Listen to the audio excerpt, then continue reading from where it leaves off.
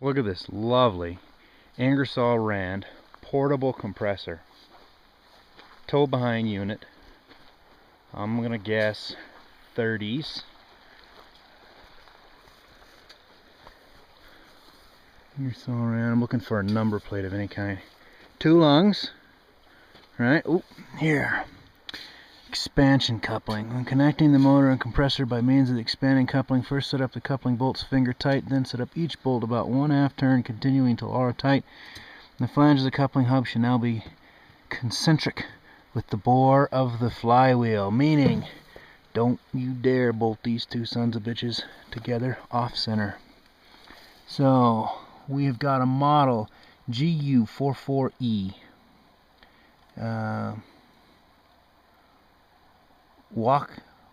Waukdish, WAUKDSHA Motor Company. Waukdisha? I can't read RPM on her, I'm afraid, but it's right there.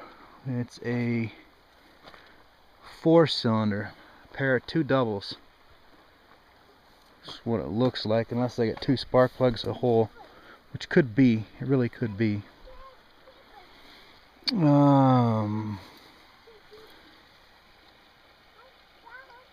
Look at that, a rebuild sticker or a plaque. Reground and guaranteed by Croft Grinding Company.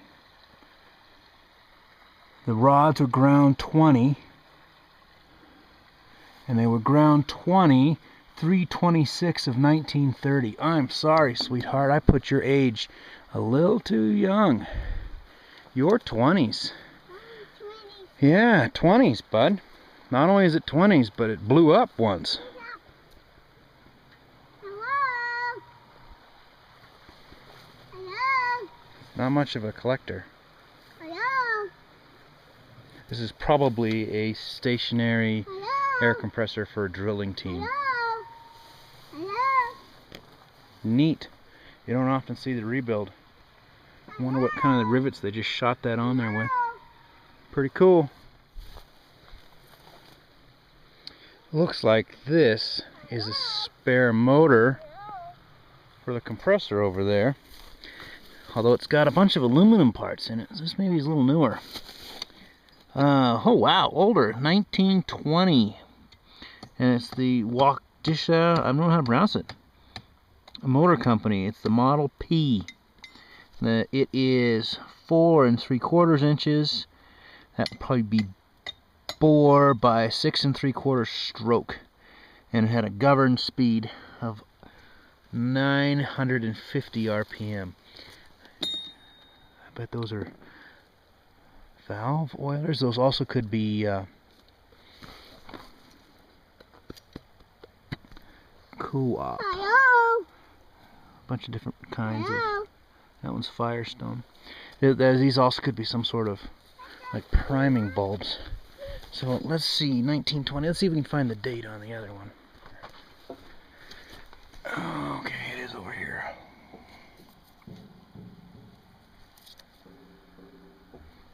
Looks like 1926.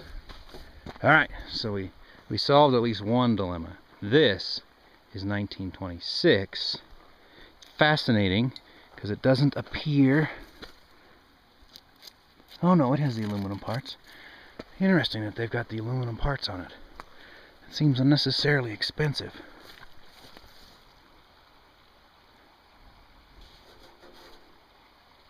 Okay, they got probably a company tag. Phoenix Utility C11. Montana operated. It might be the construction company that owned it. So that one's 1926. The spare motor is 1920. Fascinating. I'd love to know more. If any of you have worked or restored on any of these old beasts, I'd sure love to know more about it. Thanks for watching.